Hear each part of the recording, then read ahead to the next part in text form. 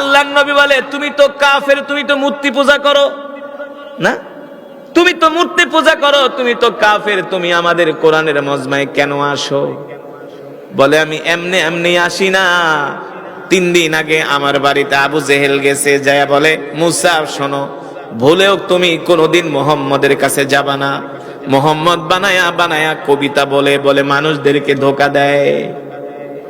আর আবু জেহেল বলেছে, মুহাম্মদের কাছে যে যায় তাকেই মুহাম্মদ জাদু করে ফেলে, মুহাম্মদের জন্য পাগল হয়ে যায়।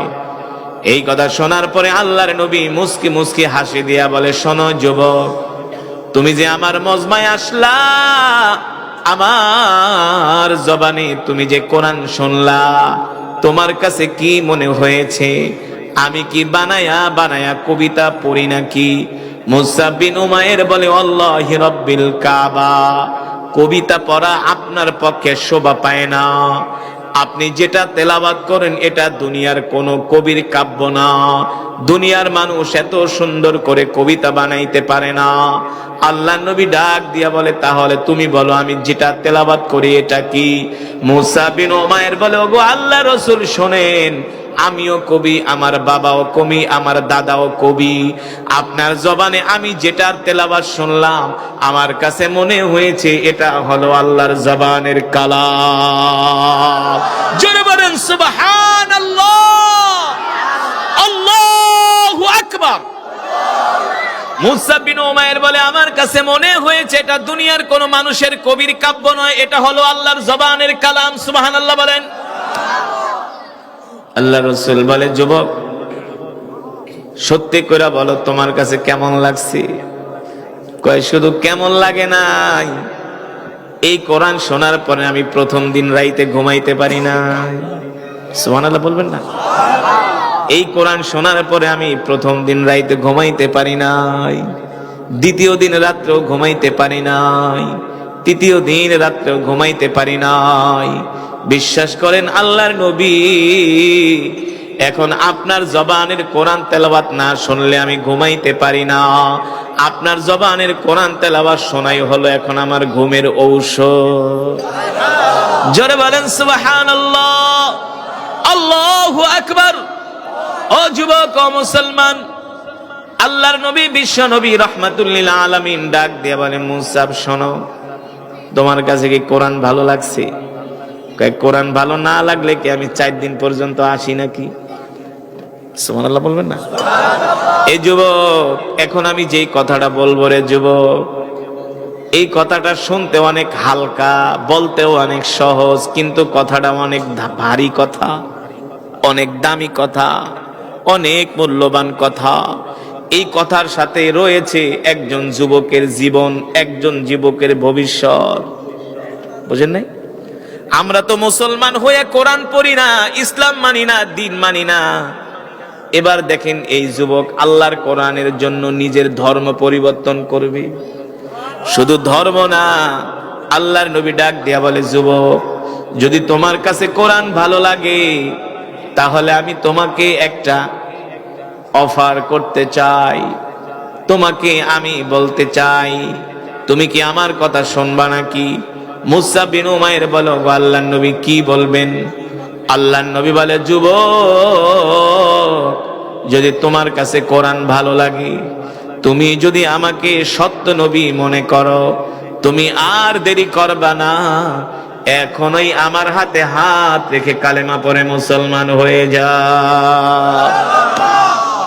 আল্লাহর নবী বলতেছেন, যুবক যদি তোমার কাছে কোরআন ভালো লাগে, আর দেরি করবা না, এখনই আমার হাতে হাত রেখে কালেমা পড়ে মুসলমান হয়ে যাও। ও যুবক, ও দোস্তরা, ভালো করে শুনে রাখো, এখন যদি মুসা বিন উমাইর কালেমা পড়ে মুসলমান হয়, তার মা বাবা তাকে ঘর থেকে বের করে দিবে, তাকে তেজ্য পুত্র করবে, সম্পদ থেকে বঞ্চিত করবে। হ্যাঁ, তাইলে কি মুসলমান হওয়া কি সোজা কথা নাকি? হ্যাঁ, তার জীবনের সামনে হলো অনেক বড় একটা ভয়াবহ পরীক্ষার সম্মুখীন, ঠিক কিনা বলেন?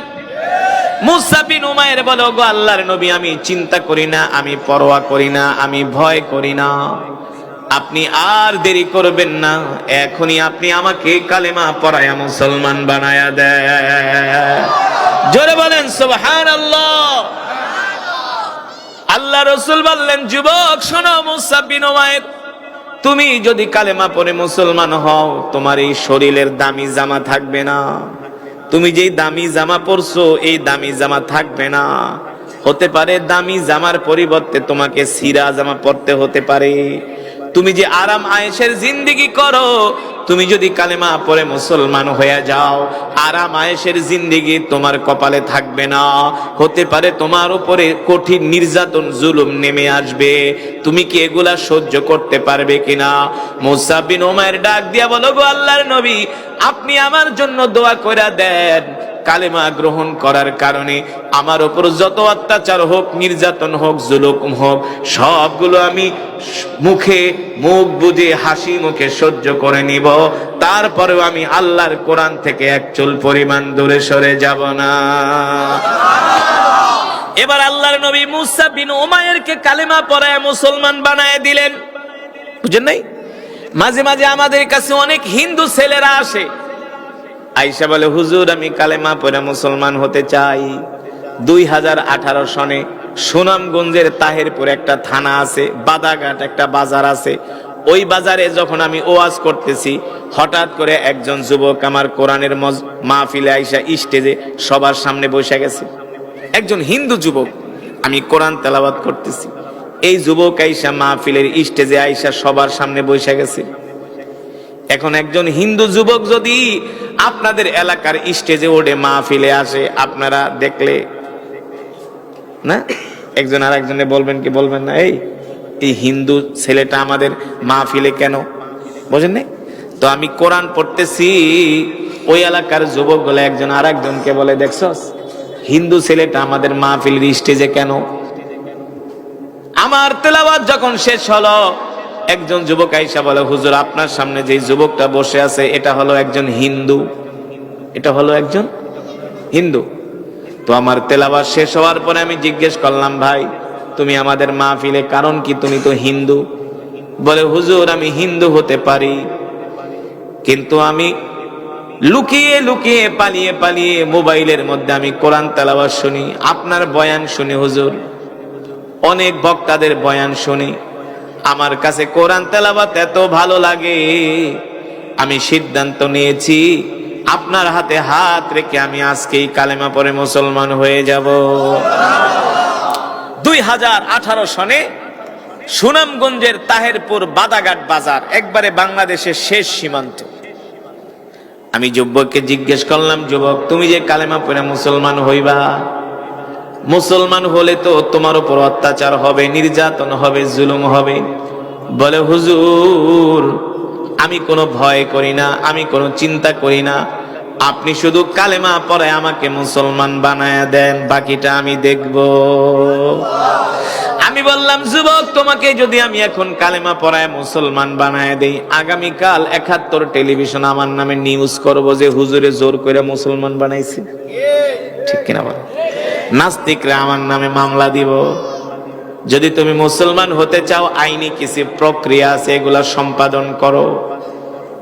এলাকার যিনি চেয়ারম্যান ছিলেন, চেয়ারম্যানকে ডাকলাম, চেয়ারম্যান সাহেব এই হিন্দু যুবকটা কালেমা পড়া মুসলমান হইতে চায়, আপনি কি বলেন? বলে, হুজুর যদি হতে চাই আপনি কালেমা পড়ে মুসলমান বানায় দেন, বাকি আইনি প্রক্রিয়াগুলো আমি দেখব। সেই যুবককে আমি কালেমা পড়ে মুসলমান বানায় দিলাম। তার নাম ছিল প্রদীপ পাল, পরে তার নাম রেখেছে মোহাম্মদ আব্দুল্লাহ। শুধু কালেমা পড়া মুসলমান হয় নাই, তার 1 মাস পরে তিনি 40 দিনের জন্য দাওয়াত ও তাবলীগে চলে গিয়েছে। জোরে বলেন আল্লাহু আকবার। এই যুবক কালেমা পড়ে মুসলমান হওয়ার কারণে তার মা বাবা তার পরিচয় দেয় না, তার আত্মীয় স্বজন তার পরিচয় দেয় না, তাকে ঘর থেকে বের করে দিছে, তাকে তেজপুত্র করছে। এই যুবক কথাগুলো যত সহজে বলতেছে, আসলে বিষয়টা তত সহজ বিষয়টা সহজ না। আল্লাহর নবী, বিশ্ব নবী রাহমাতুল লিল আলামিন মুসা বিন উমাইরকে বলতেছেন, মুসা আমি যদি তোমাকে কালেমা পড়ায় মুসলমান বানায় দেই, তোমার উপরে অত্যাচার হবে, নির্যাতন হবে, জুলুম হবে। এখন তোমার যেই দেহ, দেহ সুন্দর শরীর গঠন আকৃতি, এগুলো থাকবে না। এর এমনও হতে পারে তোমার উপর নির্যাতন হতে হতে তুমি তিলে তিলে শেষ হয়ে যাবে। মুসাব বিন উমাইর বলে, ওগো আল্লাহর নবী, যতই কষ্ট হোক, আমার যতই ইমানি পরীক্ষা দিতে হোক না কেন, আমি ভয় করি না, আপনি আমাকে এখনই কালেমা পড়ায় মুসলমান বানায়া দেন। আল্লাহ নবী, বিশ্ব নবী, রাহমাতুল লিল আলামিন মুসাব বিন উমাইরকে কালেমা পড়ায় মুসলমান বানায় দিলেন। সুবহানাল্লাহ বলেন, আরো জোরে বলেন আল্লাহু আকবার। এবার মুসাব বিন উমাইর কালেমা পড়া মুসলমান হওয়ার পরে এবার কি বলে শোনেন। নবীজি, আপনি আমাকে দোয়া করে দেন, আমি যে কালেমা পড়া মুসলমান হয়েছি এই কথা আমি গোপন রাখবো না, আমি আমার গোত্রের কাছে, কওমের কাছে যায় বলে দিব। সাহাবায়ে কেরাম বলে, ও মুসাব, তুমি যদি কালেমা পড়ে মুসলমান হয়েছো, এই কথা যদি তুমি তোমার গোত্রের কাছে বলো, তোমার উপর অত্যাচার হবে, জুলুম হবে, নির্যাতন হবে। মুসাব বিন উমাইর বলে, ওগো আল্লাহর নবী, ওরা যদি মিথ্যা ধর্ম পালন করতে পারে, আমি কেন সত্য ধর্ম পালন করতে পারবো না? জোরে বলেন সুবহানাল্লাহ। ইমানের পাওয়ার কাকে বলে না? আর আমাদের সমাজে কিছু মুসলমান একটু নামাজ পড়লে, দাড়ি টুপি রাখলে, এই তুই দি মোল্লা হয়ে গেছস, তুই দি কাঠ মোল্লা হয়ে গেছস, তুই দি হুজুর গোল্লাকে ঘুরে একেবারে পুরা পাক্কা মোল্লা হয়ে গেছস। হ্যাঁ, দাড়ি রাখতে চায় না, লজ্জা পায়। কথা কেন? মাথায় টুপি দিতে চায় না, লজ্জা পায়। আলেমদের সাথে হাঁটতে চায় না, কই তুই মোল্লা হয়ে গেছস, পুরা মোল্লা। আমার এক মুসল্লি যুবক নর্থ সাউথ ইউনিভার্সিটিতে পড়ে, নর্থ সাউথ ইউনিভার্সিটিতে। তো মাঝে মাঝে আইসা আমার পিছে নামাজ পড়ে, কয় হুজুর, আমি নামাজ পড়ি দেখে আমার বাপে কয়, কিরে নামাজ পড়স ভালো কথা, আবার দাঁড়িয়ে রাখছস কে? তুই তো জঙ্গি হয়ে যাবি কদিন পরে। বুঝেন নাই? কই তুই তো জঙ্গি হয়ে যাবি।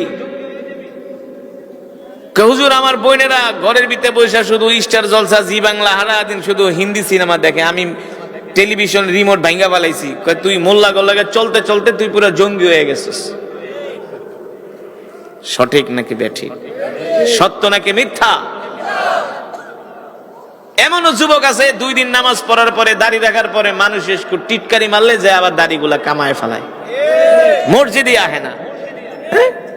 আবার সমাজে কিছু যুবক আছে ছেঁকা ঠেকা খাইলে নামাজ পড়ে কয়দিন, দাড়ি ঠাড়ি রাহে, চুল ঠুল বড় রাহে না, ছেঁকা খেয়ে বেকা হয়ে যায়, কয়দিন তাবলিগে যায়, যে যখন মন দিলে একটু ভালো হয় আবার আয়া শেষ।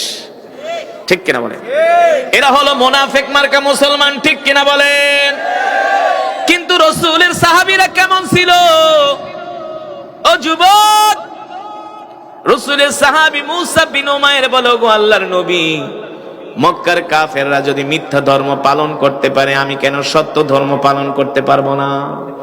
আমি ওদেরকে ভয় পাই না, আমি আমার গোত্রের কাছে, কওমের কাছে যায় বলে দিব আমি কালেমা পড়ে মুসলমান হয়েছি।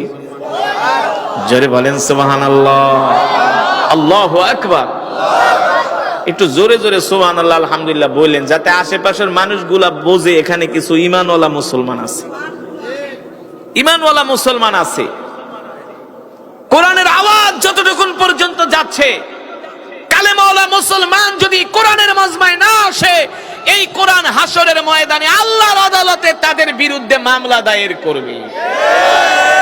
যে আল্লাহ কোরআন শুনতে আসে নাই, চায়ের দোকানে বৈশা খালি বাংলা সিনেমা দেখতো আর দাঁত বেটকায় বেটকায় হাসতো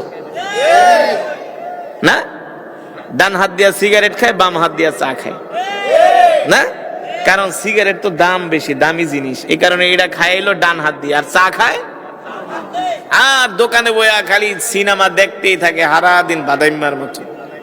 আপনার এলাকায় আসেনি? আছে। এই বাদাইম্মারা জীবনও কোনোদিন মসজিদে যায় নামাজ পড়ে না, ওয়াজ মাহফিলে আসে না, ঠিক কিনা বলেন? আল্লাহ একজনকেও ছাড়বে না। কোরআন তো পড়তে পারোই না, কোরআন শুনতেও আসো না, হ্যাঁ? মায়ের কাকে কয়? শুধু চোখ দুইটা বুঝুক, তারপরে বুঝবা। আল্লাহ সকলকে হেদায়েত নসিব করুন বলি আমিন। আল্লাহ সকলকে সঠিক বুঝ দান করুন বলি আমিন। এবার রাসূলের সাহাবী মুসাব বিন উমাইর রাদিয়াল্লাহু তাআলা আনহু মুসলমান হওয়ার পরে ইমানের পাওয়ার বেড়ে গেছে। কারণ আল্লাহ নিজেই কোরআনের মধ্যে বলছেন, ওয়া ইযা তুলিয়াত আলাইহিম আয়াতুহু যাদাতুহুম ঈমানা। কোরআনের তেলাওয়াত করলে ঈমান বেড়ে যায়, কোরআন শুনলে ঈমান বেড়ে যায়, ঠিক কিনা বলেন? এবার মুসা বিন উমাইর বাড়িতে গেছে, যায় বলে, ইয়া আবি উম্মি জাদ্দি উখতি